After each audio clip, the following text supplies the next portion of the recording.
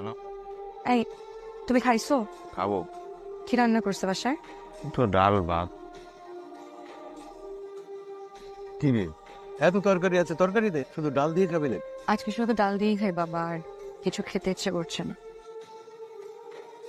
কিরে, আজকে তো শুক্রবার, কই যাচ্ছিস তুই? টিউশনি ফেরোতে।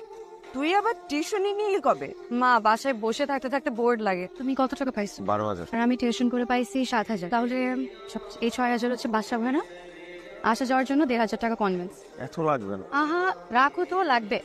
আর বাকি থাকে 500 টাকা হচ্ছে তোমার আর আমার। না, 500 টাকা বেশি হয়ে যাবে। এক কাজ করো, এই 300 টাকা তোমার কাছে রাখো, আর যে 200 টাকা থাকবে এটা আসার সময় আমরা এই 200 টাকা দিয়ে বাদাম খাবো, ঠিক আছে না? তুমি কেন এত কষ্ট করবো? তুমি কেন আমার জন্য স্যাক্রিফাইস করবো? আবার ওই একই কথা। শুধু সুখ ভাগাভাগির মধ্যে কি ভালোবাসা হয়? সুখ দুঃখ ভাগাভাগির নামই হচ্ছে ভালোবাসা। জুয়ের একটা বিয়ে আইছে, পাত্রের বয়স একটু বেশি, একটা বাচ্চাও আছে, কিন্তু পাত্রটা খুব ভালো। আমি ওই বুড়া পেটাটি বিয়ে করবো না। তো তোমার লিখে রাজপুত্র বই হয়েছে, পাও তো একটা লুলা, যে ডাইছে হেডে বিয়ে করো। আম্মা, এটা আমার কি দোষ? আমার বাকি আমি নিজে নিজে লুলা করছি। আমার একটু চুপ করো না, আপারে কষ্ট দিয়ে কোনো কথা বলবা না। আমার হচ্ছে পড়লা কপাল, তোর বাপটা অসুস্থ হয়ে বিছনায় পড়লো, সাজানো সংসারটা তছনছ হয়ে গেল। আর আব্বা তো কাশতেছে কেন? কাশির ওষুধ খাওয়াও নাই? ওষুধ শেষ হয়ে গেছে। সরি ভাই, তোমাকে এখন আর বাকি দেওয়া সম্ভব না। তুমি আগে এই বাকি শোধ করো, তারপর আইসো।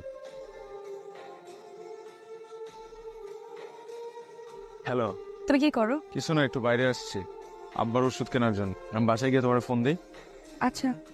আমাকে তুমি মাফ করে দাও রাহা, কত মিথ্যা বলি তোমাকে।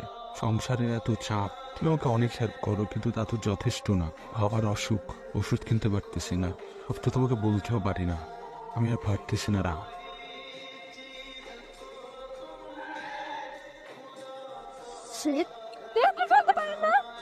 দেখেছো মানে, আপনারা তো আমার উপর গাড়ি উঠাই দিচ্ছেন। গায়ের উপরে দিয়ে উঠা দেয় না, এটাই বেশি। সামনে থেকে সর। এটা আমার বাবার অসুখের ওষুধ। ঠিক আছে, দেখি। ভাই আমার বাবা অসুস্থ ভাই। আপনি কোনো টেনশন করবেন না, আমি আপনাকে সব ওষুধ কিনে দিই। আপনি আমার গাড়ি তুলুন, আপনি গাড়ি তুলছেন, আমি সব ওষুধ কিনে দিচ্ছি। যাই না, আমি করে হারাই ফেলছি ফোনটা। আচ্ছা, আপনি না আমার আপনি মানে আপনার ফোনটা আমার গাড়িতে রেখে গিয়েছিলেন। বসুন না। কি করেন আপনি? আমি পড়াশোনা করি। আপনার বাবার কি হয়েছিল? একবার স্ট্রোক করছিল, এরপর আর পুরোপুরি কখনো সুস্থ হতে পারে নাই।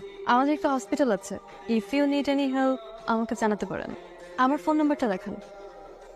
ভালো হয়েছে যে তুমি ফোনটা পাইছো। এই, তোমার আব্বু কেমন আছে এখন? আব্বা আলহামদুলিল্লাহ ভালো আছে। আসলে আমি তোমার পয়সা দিচ্ছি। তুমি চিন্তা করবেন না, আমি দেখছি ব্যাপারটা। 3 লক্ষ টাকা ম্যাডাম। ঠিক আছে, বাবার নামে উঠিয়ে রাখো। কি happy?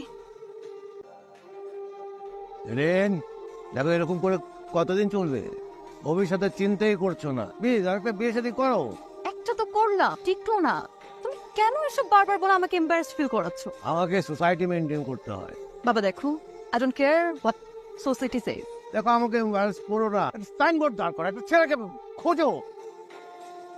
Okay, I'll think about it. Hello, hi, কি অবস্থা? আব্বা এখন অনেক সুস্থ আগের থেকে। আচ্ছা, তুমি কি কাল ফ্রি আছো? তোমার সাথে আমার কিছু কথা ছিল। কেমন আছো? জি ভালো। আচ্ছা রাফিন, আমি তোমাকে একটা পার্সোনাল কোশ্চেন করতে চাই। তোমার ফ্যামিলি আসলে চলে কিভাবে? অনেক কষ্টে চলে। আমার বাবা অসুস্থ হওয়ার আগে সেই একমাত্র আর্নিং মেম্বার ছিল পরিবারে। আমাকে তোমার কেমন লাগে? হ্যাঁ, না মানে অ্যাজ এ পার্সন আমাকে তোমার কেমন লাগে? আপনি খুব ভালো একটা মানুষ। আপনি হেল্প না করলে আব্বাকে বাঁচাতে পারতাম না। হয়তো হেল্প করার পেছনে কোনো কারণ আছে। এর বিনিময়ে আমি যদি তোমার কাছে কিছু চাই, will you give it to me?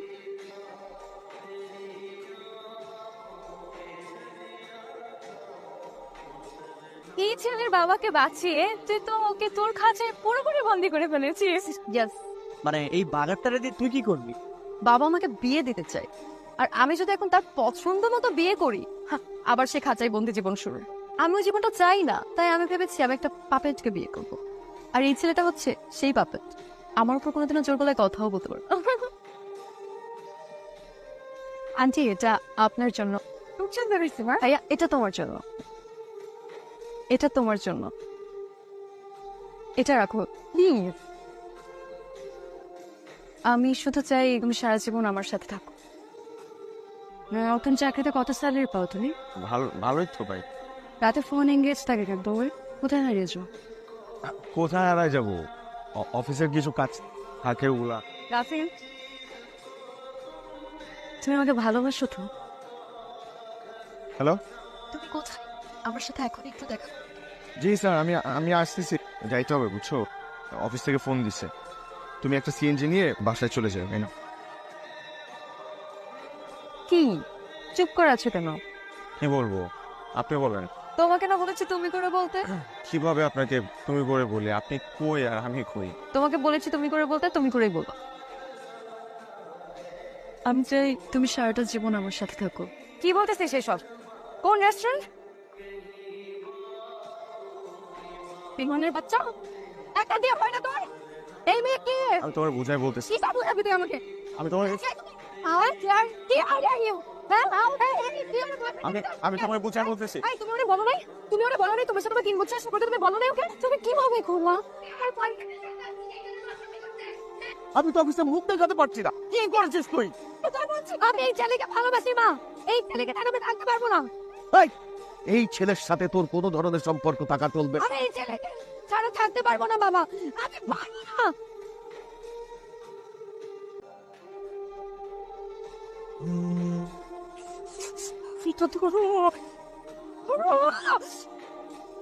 আমি সরি বলছি তো। আমি কই দিয়ে মই মাইয়ারে খবরদার ফোন করবি না, একদম কোনো সম্পর্ক রাখবি না। তোমার বলা কোনো কথা শুনবো না, দেখো। শুনবো না মানে ওর গাড়ি। এই ছেলেকে বিয়ে করতে চাও? হ্যাঁ বাবা। করে ফেলো। Thank you so much. Raha তোরে কত ভালোবাসে। রাহার মতো এত ভালো একটা মেয়ের সাথে তুই এটা কি করলি? ওরে সাইরে তুই আরেক মেয়ের সাথে চলে গেলি, তোর পানিশমেন্ট হবে। যদি বিয়েটা হয়ে যায় আপনাদের এরকম পরিস্থিতিতে বা এরকম পরিবেশে থাকা লাগবে না। আমার রিয়েল এস্টেটের ব্যবসাও আছে। আমি আপনাদেরকে একটা মোটামুটি বড় সাইজের একটা ফ্ল্যাট দিয়ে দেবো। আমার মেয়ে আমার অনেক অনেক আদরে, আর ও যাকে পছন্দ করে ও যা চাইবে আমি ওকে তাই দেবো। আপনার ছেলে তখন তো আমার মেয়ের জামাই হবে, মানে আমার ছেলের মতোই হবে। ওকে আমি আমার কোম্পানির ডিরেক্টর করে দেব।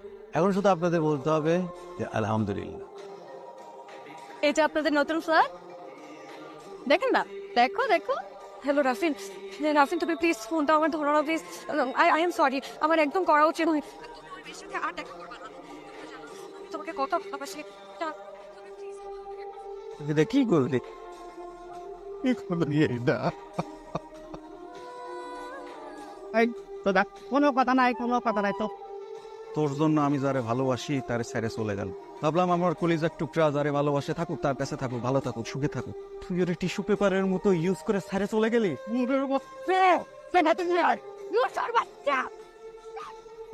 তুই এখানে আসছিস কেন? তুই না, কি অবস্থা করছিস তুই নাসিনের?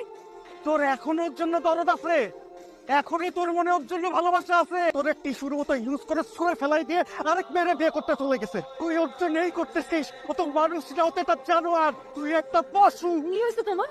এই দেখ দেখ দেখ দেখ, তুই যারে ভালোবাসিস ওই পোলা এই মেয়েরে বিয়ে করতে গেছিল। মুন্ডাটা আমার আর আমার ছেলেরে এ ধরে নিয়ে আসছে, আমাদের পিটাইছে। আপনি শিগগিরই পুলিশে খবর দেন। থামেন আপনি, তোকে আমি পরে দেখবো, এখন ওকে ছাড়। রাহ, তুই এখানে কি করছিস? চল চল।